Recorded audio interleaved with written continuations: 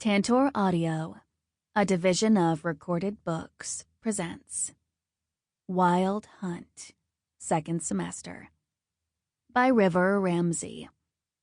Narrated by Amelie, Griffin, and Erik Bloomquist. Chapter 1. Kore. Evidently, a murder followed by a student freaking out and almost leveling half the school was not what qualified as justification for a break at Olympus Academy. At least I got Friday off to regroup. They offered to let me return home for the weekend, but as much as I missed my friends, that would mean coming clean to Mom about everything that had happened, and I wasn't that self-loathing, despite Hades' best attempts. My first day back, it became clear that while the hunt was still on, the remainder of the student body now recognized me as a far more dangerous form of prey.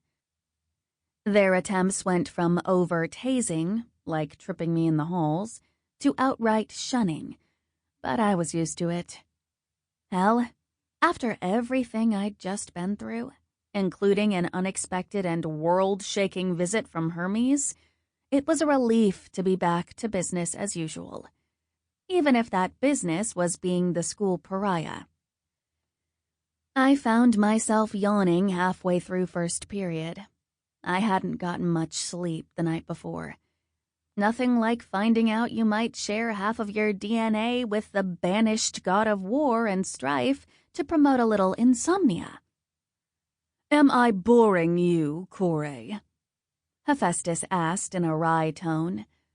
I grimaced, sitting up sharply to face him.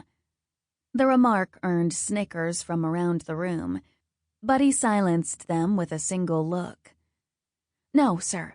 Sorry." Hephaestus gave me a stern frown and turned back to the board where he was laying out the various connections between human society and the gods. I was really trying to pay attention, but it was hard to attend to mortal affairs when my own parentage was, evidently, a hot subject among the council. I couldn't get Hermes' final words out of my head either. What could they possibly want with me? It had to be related to my father, but he was banished and had been for as long as I was old enough to remember. Come to think of it, I didn't even know why he'd been banished in the first place. There were the usual rumors: treason against the gods, inciting malice, all the typical hobbies of the shunned and reviled. Guess that ran in the family. When the bell rang, I didn't even bother to get up right away. I wasn't in the mood to be pushed and shoved aside. But by the time I finally left the classroom last, I found myself the object of Hades' unwanted attention. He was leaning against the wall, looking handsome and dickish as ever. The striped scarf around his neck was a fashion risk, but it paid off. He had the perfect blend of preppy and dark going on, and it worked for him somehow. I'd sooner die than admit that, but it was true. "What do you want?" "You've been a space case lately," he remarked. "Just making sure you're not on the verge of another meltdown." I shot him a death glare. "So what? You want to make sure you can hasten it?" He rolled his eyes. "You had your chance to play nice, but that doesn't mean I'm entirely apathetic about what happens to you." "Fuck off, Hades," I said, brushing past him. His hand shot out and planted on the wall behind me. I braced myself for the wave of irritation that always washed over me when he talked. Odin's words were fresh in my mind. One more strike, and I was out. "You may not care what people think, but I don't want my future bride to end up in a padded cell before graduation. It's humiliating." "You're so thoughtful," I quipped, clutching my books tighter against my chest to fight the urge to bitch-slap him again. Not my proudest moment. One of the best, sure, but not the proudest. He clenched his jaw, and his eyes flickered over me the way they did so often, like he was trying to figure out what to make of me. Funny, because I had no such problem when it came to him. "I know something's going on," he said, leaning in. "And I will find out what it is." I leaned in to match him, trying not to think about just how close our lips were. The kiss that never should have happened was still at the forefront of my recent memory, and as much as it pissed me off, I knew I owed him one. Then again, considering all he'd put me through, we weren't even close to even yet. "You say that like I give a shit what you do or don't know." I shoved him just hard enough to get him out of my way, but not enough to draw attention. He smirked, his hands in his pockets as he watched me. "We'll see." Irritation bubbled up in my chest like heartburn, but it was going to take a hell of a lot more than a chalky tablet to be rid of the nuisance that was Hades.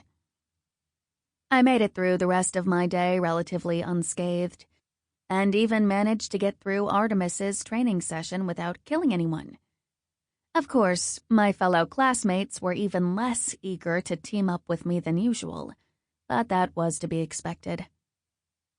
I was on my way back to the dorm when I saw the crowd formed in the hall that led to the men's wing. "What the hell?" I muttered, straining to get a better look. I turned to the girl next to me and asked, "What's going on?" She gave me a disgusted look, like something off the bottom of her shoe was talking to her. "I don't know. Some dude's fighting with his roommate," she said, before turning back to try and get a better look. The way the crowd was pressing in, I was starting to feel claustrophobic. I finally managed to edge my way through the crowd, enough to see it break up ahead, right outside Dionysus's door. Dread welled up within me even before I saw him on the floor, holding the right side of his face like it hurt. Atlas was standing over him looking like an angry bull with his fists clenched. "Hey!" I bellowed, pushing my way to the front. I put myself between Atlas and Dionysus instinctively, even though I knew that was probably the last thing he wanted. "What the hell is going on here?" Atlas narrowed his eyes at me, but I was used to being unwelcome. Might as well be for a good reason. "Stay out of this," he growled. "This doesn't concern you." "The hell it doesn't," I snapped. Dionysus was my friend, and the one person who'd been decent to me. Even though I probably wasn't doing him any favors by intervening publicly, I wasn't thinking about that right now. I just saw someone I cared about in trouble, and I never had been good at standing down. "Corey," Dionysus said wearily, looking up at me. When I saw the dark red mark forming around his right eye, rage burned in my chest. "Did you do this?" I demanded, turning back to Atlas. Fuck getting expelled. There was about to be another murder at the academy, and this time there would be plenty of witnesses. "So?" He scoffed, folding his arms. "The little creep deserves it." I didn't care what Dionysus had done. He didn't deserve to be taken down by someone twice his size. Besides, I highly doubted Atlas and I had the same standards for what was worthy of physical violence. "You're the creep," I spat. Everyone was staring at me now, but at least the focus was off Dionysus. For an academy full of Olympians, there were surprisingly few people willing to stand up and do what was right. Then again, their parents weren't much better. "You were the one on my phone," Dionysus hissed, getting to his feet. Sure enough, I recognized the rose gold device in Atlas's grip. Definitely not his style. I snatched the phone from him while I had the chance, but the display came on before I could stop it, revealing a picture of a very naked dude I'd never seen before. Probably a model, given his good looks and washboard abs. My face warmed as I clicked the phone shut and handed it to Dionysus before Atlas could reach for it back. "Missing the part where his phone is any of your business," I said flatly, folding my arms. Atlas looked between me and Dionysus, rage burning in his eyes. I could tell he was calculating whether or not he wanted to push past me to get to his roommate, but the audience made things too complicated for his meathead brain to process. "Just take your shit and get out," he snarled, stalking into the room, only to return a moment later with an armful of Dionysus's clothes. He tossed them on the floor along with a bag. "That's my laptop, you oaf," Dionysus snapped, reaching for the bag. At least it had landed on the pile of clothes. "I'm not gonna room with a weirdo like you for another second," Atlas growled, looking back at the other students. "Don't need you perving on me while I'm getting dressed." "Don't flatter yourself," Dionysus muttered, gathering his things. I stooped to help him, since I needed something to do with my hands other than wrapping them around that thick throat of Atlas's. "You're one to talk about being a perv," I sneered. "I heard you fucked your cousin over summer break." His nostrils flared for a moment. I was sure he was going to charge me, girl or not. One of his friends reached out to grab him, even though he was more than a little bit late collecting his trash. "Come on, bro, they're not worth it." Atlas was still seething, but his ire turned to cruel satisfaction as he looked me over. "I hope Hades fucking buries you, you little bitch." He spat at me, and as soon as I felt a vine coiling around my wrist, Dionysus's hand wrapped around it too. "He's the one who's not worth it," he said in a low tone. "Don't get yourself expelled over me." I hesitated, but frankly gave up straining when Atlas and his posse of lunkheads turned the corner. The crowd was still gawking at us, and all it took was a step in their direction to make them fall back. Once they'd dispersed, I turned to see Dionysus stuffing his things into his bag. "I should get back in there for the rest of my stuff before he comes back," he muttered. "I'll help you," I offered. He hesitated, looking me over. "This is probably the one case where even your reputation could be damaged by association." "Gee, thanks." "You know what I mean." "I do, and I'm sorry about all that," I said, unsure of how else to say it. "Atlas is a douchebag, and so are they." "It's fine. I'm used to it," he said with a shrug. "It was only a matter of time before it got out anyway." I frowned. Who you are isn't something that should matter if it gets out, and it's total bullshit that it does. Just another reason to hate this shitty school, and I don't give a fuck who knows we're friends. There are plenty of reasons to look down on me, but that's definitely not one of them. He gave me a tired smile. "Thanks. I mean it." "I'm sorry for losing it back there," I muttered. "Probably didn't help anything." "No," he mused with a glimmer in his eyes. "Looks like we're both social pariahs now." "Yeah," I sighed. "We should form a club or something." Chapter 2. Kore. Once I'd helped Dionysus gather the rest of his things, I brought him back to my room to stash them while he figured out what to do next. And that was how I found myself pacing the floor of my dorm, getting madder the more I thought about the whole thing. "This is textbook discrimination," I told him. "We should go to the headmaster. Atlas is the one who should be getting kicked out of his room and the academy itself, not you." "Right, because Odin is so fair and progressive." He had a point, but still. "It's worth a shot. We can't let him get away with it." Look at the world we live in, Corey. People even more ignorant than Atlas are getting away with a lot worse on a daily basis," he said calmly. "That just makes this even more fucked up," I muttered. "How are you so calm about this?" He shrugged. "When you've spent your life hiding, it's not a huge shock when people confirm you had a reason to hide in the first place." I frowned as his words sank in, but it was eye-opening, to say the least. At least people hated me because of what I'd done. Dionysus was a model student, and he'd never done shit to anyone. But some prick with an anger problem could just come along and ruin his reputation for something that shouldn't have even mattered in the first place. And the worst part was, I knew he was right. Odin wouldn't care. Maybe a few of the teachers would have.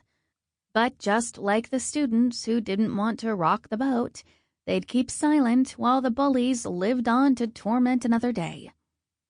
This time, they'd picked the wrong target. "What's wrong?" Dionysus asked, eyeing me warily. I know that look. It never means anything good. "What look?" "Come on," he said flatly. "It's me you're talking to." "Okay, fine. I'm plotting revenge." "Corey, I told you, it's not just about this," I promised. This is definitely the straw that broke the camel's back, but the camel was a fed-up bitch 100 straws ago. "Okay, so what's going through your mind?" He still sounded nervous, but I could tell curiosity was winning out for the moment. "This school is 50 shades of fucked up, right?" I asked, plopping down next to him. "That's one way to say it," he chuckled. "What's your point?" I shrugged. "Someone should change it." "Someone meaning us?" he asked doubtfully. "Who else? Not like we have anything to lose." "I'm sorry, but were these past couple of months you not trying? Because if so, I'm kind of afraid to see what trying looks like for you." I rolled my eyes. "I'm not talking about getting petty revenge on the triad. They're just 3 oozing symptoms of the cancer at the bottom of this school." He frowned, and it took a moment to realize what I was talking about. "You mean Odin?" he asked, his eyes widening. "Our headmaster is nothing more than a glorified bully himself," I answered. "He doesn't deserve the job, and I know for a fact there are people on the council who'd agree if half the shit that's allowed to go on at this place got out." "You realize that no one's going to believe you over Odin, right?" Dionysus asked. "Or me, for that matter. We're low on the totem pole in here and out there." "I know, but they won't have to believe us. All we have to do is make it so obvious that anyone with eyes could see it. And if the right people see it, all the assholes who've let it go on for this long will have no choice but to do something about it." He hesitated, but I could tell he was actually thinking about my words. "And how do you propose we do that?"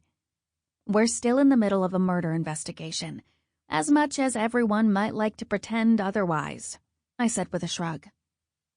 "For the first time in forever, people are actually watching Odin with a critical eye, and I say we give them something to see." "You mean framing him?" "Please, you only need to frame someone when they're not guilty," I snorted. "I'm talking subterfuge, resisting from the inside." "That's going to be difficult to do, considering that we're both relegated to the outside of acceptable society now." "That'll just make it easier to get away with," I said with a shrug. "We'll play along, let them think we're victims." "We aren't?" he asked warily. "No, and if we are, it's time to stop," I answered. "I don't know about you, but I'm tired of being the punching bag for a bunch of elite, ignorant jocks who think they run the world just because they have rich daddies." I suppose it would be nice to get some comeuppance for a change, he murmured. But that's still not a game plan. Nope, that's for the games. The games? His eyes widened even more. What are you talking about? The winners get to make a speech, right? Corey. I'm just saying. It's the one time of year the entire world of the gods is watching. Why not give them something to watch? It's certainly a thought. The winner of the games is the epoch of everything the Academy is trying to instill, I reasoned. If someone were to use that platform to call attention to the issues at this school, then the council wouldn't have a choice but to investigate, especially with all the bad press we've been getting lately. Yes, but all that is predicated on the fact that we'd have to win. I grinned. About that. What do you do Mondays, Tuesdays, and Wednesdays after school? Chapter 3. Corey. I can't believe you talked me into this, Dionysus groaned as we stretched out our hamstrings on the lawn Artemis had claimed for practice that day. I can be very persuasive, I informed him. Yes, especially when you have a captive audience. I smiled unapologetically. He'd been staying with me for the last few days, ever since Atlas's little tantrum. It was probably a temporary fix until the teachers got wind of it, but I was counting on their total lack of attention to student affairs, selective though it was. All right, everyone, line up, Artemis barked. Time to list the final roster.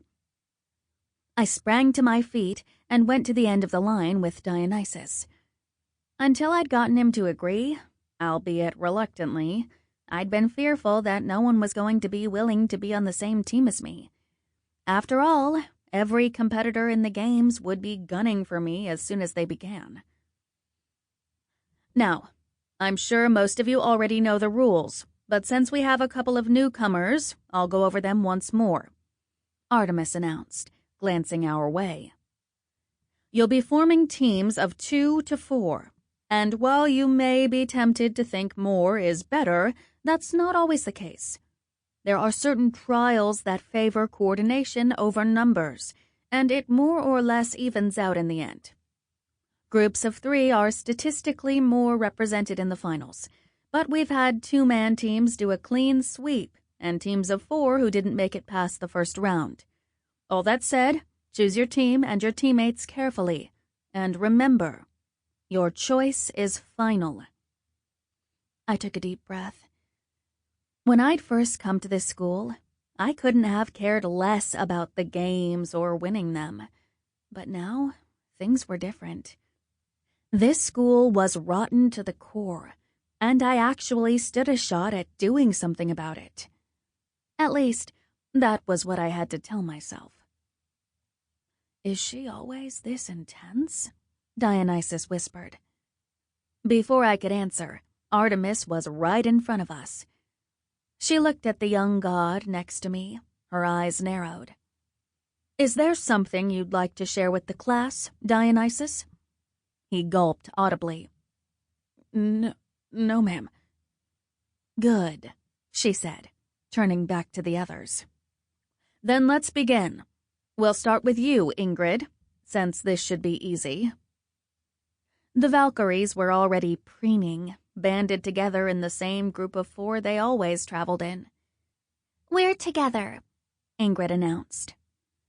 The others seemed happy to let her speak for them, but they always did everything in unison, after all. All right, Artemis barked. Next.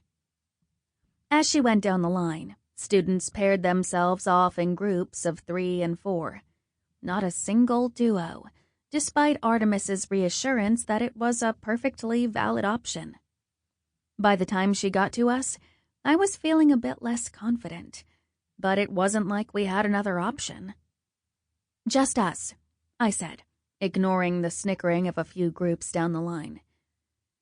I was sure the Valkyries were eating this up, But until recently, I had feared Artemis was going to draw lots and stick me with some poor, unsuspecting trio.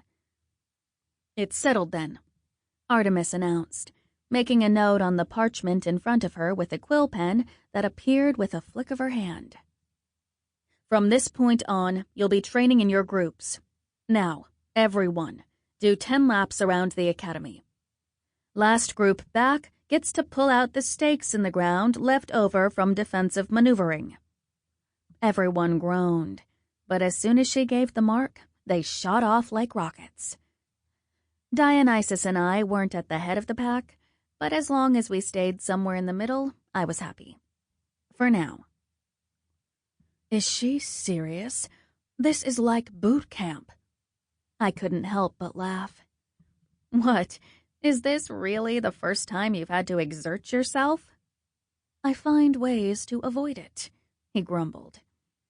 Despite his protests, he was fast, and I found myself struggling to keep up so I wouldn't hold us back. The 10 laps had felt like torture the first time, but every session it felt easier. By the time we finally made it back as the third group, I was wheezing, but definitely riding an adrenaline high. "You're dismissed," Artemis announced, waiting for the others. I grabbed my bag and paused when I heard her call my name. "Yeah, Prof?" I asked, turning to face the goddess. "You've come a long way," she remarked, in her usual stern fashion. "I expect to see good things from you in the games. Just try to keep your nose clean so you don't get expelled before they're here." I sighed. "I'll try." Once Dionysus and I were out of earshot, he leaned over and whispered, "What the hell was that about?" "Who knows?" I snorted.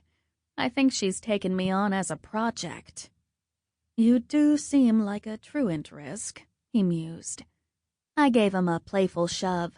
"Shut up." "Come on," he said happily, draping an arm around my shoulders. "Let's get cleaned up and hit the cafe. I could use some bubble tea." "Sounds good to me." It was kind of nice to have someone willing to be seen out with me, even if we were probably going to be shunned by everyone else in the cafe. For the first time since I'd come to the academy, I was actually starting to feel normal. Sort of. Once we made it to the cafe, Dionysus urged me to get a seat while he ordered. A few minutes later, he brought our drinks over to the booth I'd chosen by the corner window, since it was the furthest away from the few other students who'd gathered to study and snack. "You're really taking this undercover thing to heart."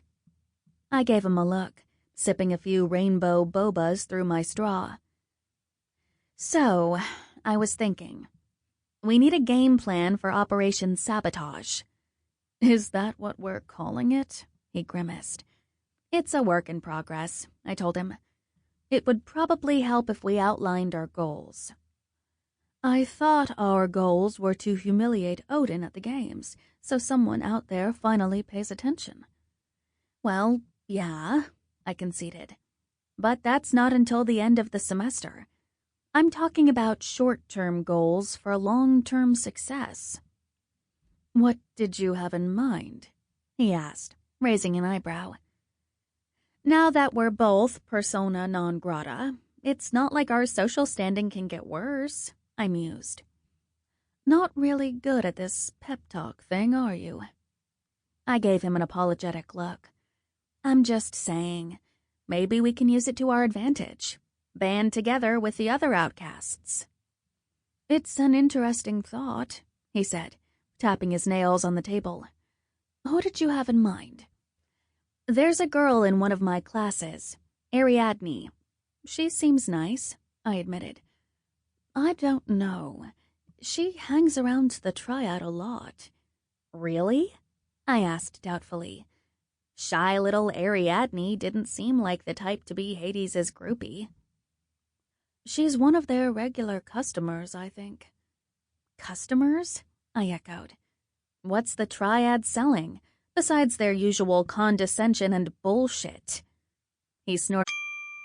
Sample complete. Ready to continue?